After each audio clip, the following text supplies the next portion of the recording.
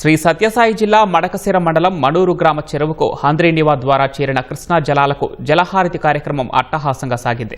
ఈ కార్యక్రమంలో MLA MS రాజు, మాజీ ఎమ్మెల్సీ గుండుమల తిప్పేస్వామి, పార్టీ శ్రేణులు, ప్రజలు పెద్ద ఎత్తున పాల్గొన్నారు. ఎమ్మెల్యే రాజు చెరువులో ఈత కొడుతూ సీఎం చంద్రబాబు, నారా లోకేష్ చిత్రపటాలతో సంబరాలు చేశారు. ప్రజలు ఉత్సాహంగా ఎమ్మెల్యేతో చేరి చిందులు వేశారు.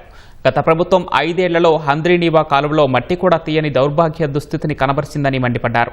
ఎన్నికల్లో ఇచ్చిన మాట ప్రకారం మడకశిర నియోజకవర్గానికి కృష్ణా జలాలు తెచ్చామని ఎమ్మెల్యే తెలిపారు.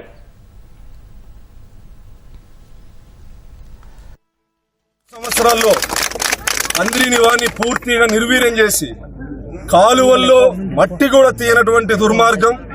ఈరోజు ఆ కాలువలన్నీ జంగిల్ క్లియరెన్స్, లైనింగ్ వర్కులు కంప్లీట్ చేస్తూ చివరి నియోజకవర్గాలకి నీరివ్వడం అనేది ఇది గౌరవ ముఖ్యమంత్రి నారా చంద్రబాబు నాయుడు గారి వల్ల మాత్రమే సాధ్యం.